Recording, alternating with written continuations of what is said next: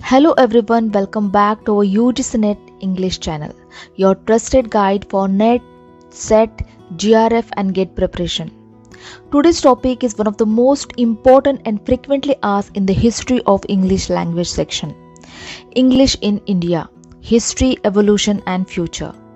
This topic beautifully connects language education and colonial history, and questions are often framed from the acts and figures we'll discuss today. So stay with me till the end and make sure to take quick notes.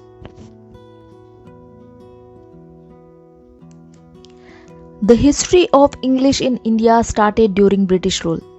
When the British came to India, they brought their language, culture and education system with them. At first, English was used for administration. The British wanted Indian could help them run their empire. But later, English became a language of opportunity, education and social progress.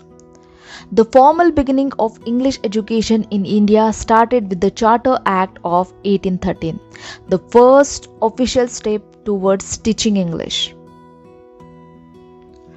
The Charter Act of 1813 was a turning point. It had three main parts. First is end of East India's Company's trade monopoly, means other British traders were not allowed to do business in India. Second is funds for education.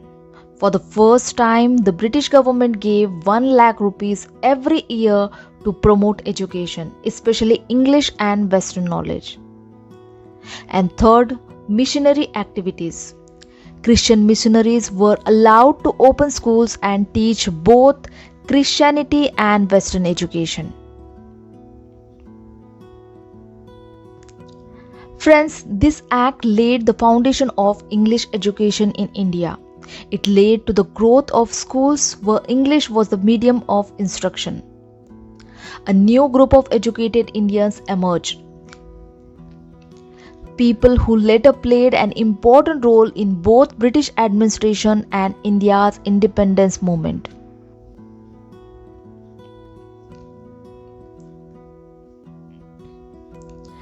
Next comes Thomas Babington Macaulay, a very important and controversial figure. In 1835, he presented the famous Minute on Indian Education. It is called Macaulay's Minute on Education 1835.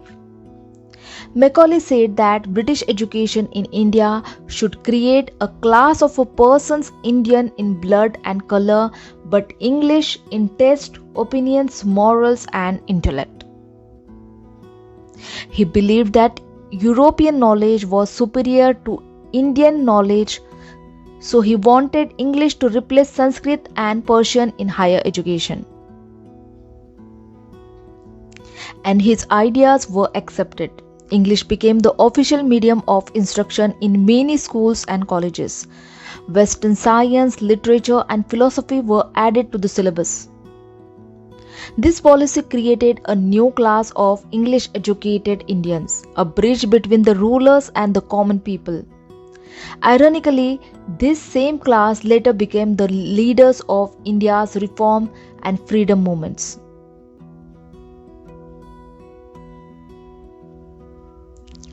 The next big step was Sir Charles Wood's Dispatch of 1854, also called the Magna Carta of English education in India. It laid the foundation of a modern education system in India. And main features are: first is universities were established in Calcutta, Bombay and Madras 1857. Second, grant in aid system. Government gave financial help to schools. And third is expansion of primary and secondary education so that common people could study. And next is use of vernacular language in primary schools. But English remained important in higher education. Friends, Wood's Dispatch made English education more structured and organized. It created a network of schools and universities, a system that still influences Indian education today.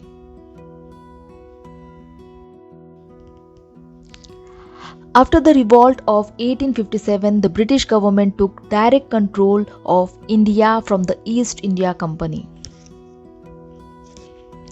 This political change also affected education. The British now wanted a loyal and educated Indian class that could help in running the administration. At the same time, Indian thinkers started to see English as the path to progress. Now let's look at Raja Ram Mohan Roy. Known as the father of Indian Renaissance, he believed English education would bring modern science and rational thinking to India. He fought against sati, child marriage and caste discrimination and founded the Brahmo Samaj in 1828. His ideas inspired the British to use English education to modernize India.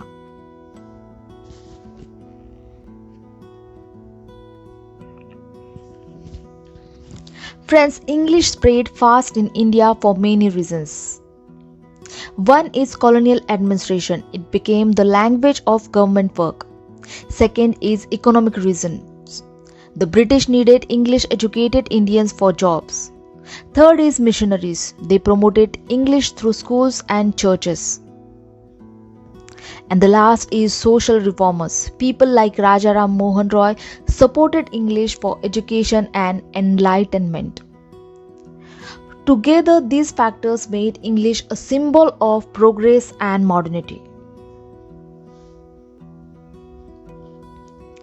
Friends, after India got independence in 1947, English continued as an associative official language along with Hindi. Even today, English is very important in India. First is education. It's the main medium in most college and university. Second, in administration and judiciary. Used in government and legal work. Next is media and technology. English dominates newspaper, films and the internet. And last is social mobility.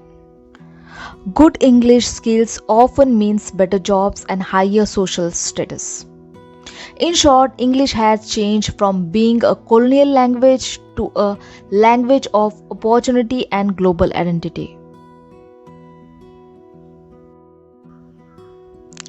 The journey of English in India began with the Charter Act of 1813, was shaped by Macaulay's Minute and Wood Dispatch 1854 and was later supported by reformers like Raja Ram Mohan Roy.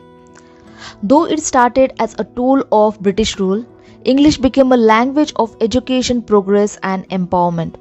Today it continues to connect India with the rest of the world. Friends, I hope this lecture helped you understand the history, evolution and the future of English in India in a clear and structured way. If you found it useful, don't forget to like, share and subscribe to UGC NET English for more conceptual lectures and complete NET preparation. See you in the next video and remember, keep learning, keep growing and keep believing in yourself. Thank you so much for watching.